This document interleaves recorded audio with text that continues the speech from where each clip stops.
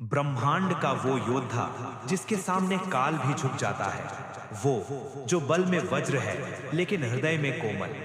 क्या आप जानते हैं कि नासा की गणना से हजारों साल पहले ही एक भारतीय ग्रंथ ने सूर्य की सटीक दूरी बता दी थी? और वो बताने वाले कोई वैज्ञानिक नहीं बल्कि पवन पुत्र बजरंगबली थे। आज इस वीडियो में हम हनुमान जी के उन अनसुलझे रहस्यों को जानेंगे जो विज्ञान और अध्यात्म के संगम पर खड़े हैं।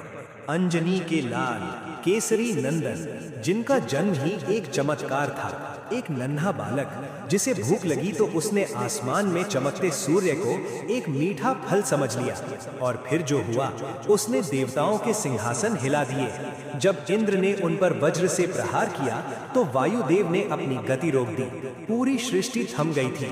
तब ब्रह्मा, विष्णु और शिव ने उन्हें वो शक्तियां दी जो आज तक किसी और के पास नहीं है। अष्ट सिद्धि और नौ निधि। क्या आप जानते हैं इनका असली मतलब क्या है?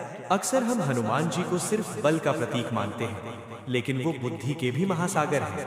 जब वे पहली बार श्री राम से मिले तो उन्होंने एक विद्वान ब्राह्मण का रूप धरा। उनकी भाषा और कूटनीति इतनी सटीक थी कि स्वयं मर्यादा पुरुषोत्तम दंग रह गए। लंका दहन वो सिर्फ आग नहीं थी, वो रावण के अहंकार पर एक मनोवैज्ञानिक प्रहार था।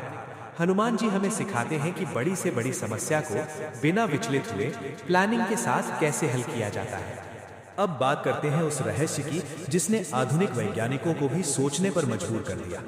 हनुमान चालीसा की वो चौपाई, युग सहस्र योजन पर भानु। जब आप युग, सहस्र और योजन का गुणा करते हैं तो वही आंकड़ा आता है जो पृथ्वी से सूर्य की दूरी है।